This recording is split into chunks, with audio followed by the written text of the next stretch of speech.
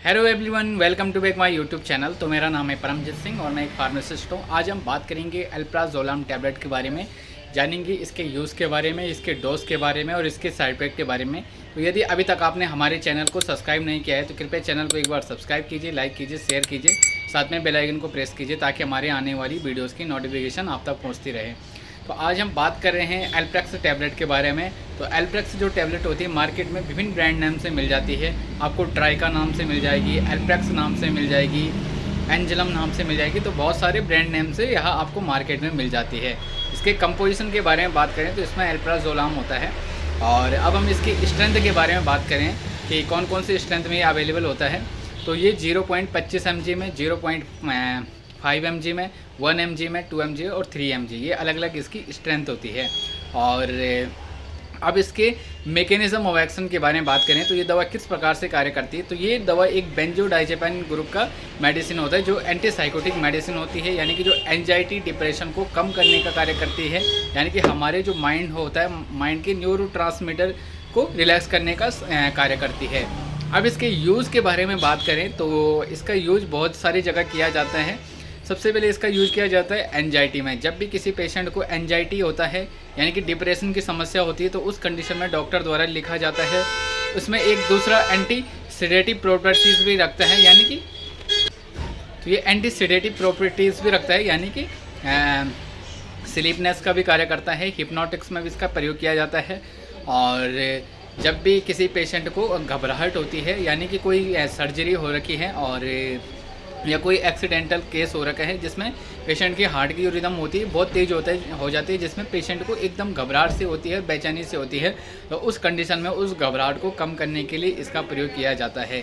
ये दवाई किसी प्रकार की कोई नींद की दवाई नहीं होती, ये एक एंजाइटी को कम करने के लिए होता है, लेकिन ज़्यादातर लोग इसको नींद के लिए ही प्रयुक्त करते हैं। तो डॉक्टर द्वारा जब भी ये पेशेंट कोई सीरियस होता है या उसको बेचैनी होती है, रात में नींद नहीं आती है, डिप्रेशन माइंड में होता है, तो उस चीज़ को कम करने के लिए उसका प्रयोग किया जाता है। महिलाओं में भी इसका प्रयोग किया जाता है। महिलाओं में जब मेंस्ट्रुएशन साइकिलिंग में गड़बड़ी हो जाती है तो महिलाओं में चिड़चिड़ापन वगैरह आ जाता है, तो उस कंडीशन में भी डॉक्टर द्वारा अल्प्राजोलम टैबलेट को दिया जाता है।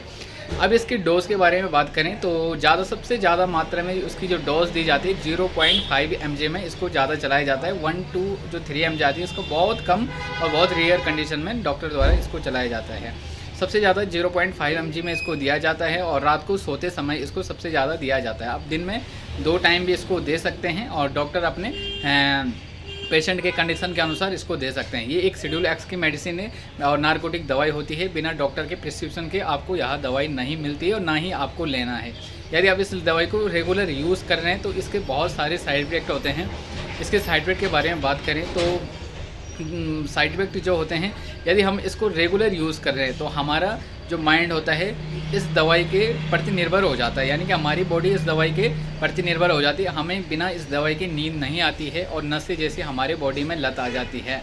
नौजिया हो सकता है, वॉमिटिंग हो सकता है और नींद आना जैसा होता है कि स्लीपनेस हो सकती है, बॉडी में वीकनेस, थकान वगैरह लग सकती है, मसल्स में अलग सा एक अनकम्फर्टेबल फील हो सकता है। ये इसके साइड इफेक्ट होते हैं। और जो सबसे कॉमनली मैंने आपको साइड इफेक्ट होता है वो होता है इसकी लत पड़ जाती है, आदत इसकी पड़ जाती है। तो बिना इस दवाई के पेशेंट नहीं रह पाता है, उसको डेली ये दवाई चाहिए होती है। तो जब भी आप ये दवाई लेते हैं तो बिना डॉक्टर से परमिशन के आप इस दवाई को बिल्कुल भी ना लें, क्योंकि ये एक नारकोटिक दवाई है। तो इसका डोज मैंने आपको बताया, इसके एडवांटेज एंड डिसएडवांटेज बताए हैं। तो यदि वीडियो पसंद आई तो चैनल को करें सब्सक्राइब, लाइक और शेयर। मिलते हैं आपको इसी प्रकार की अन्य नेक्स्ट वीडियो के साथ। तब तक के लिए जय हिंद।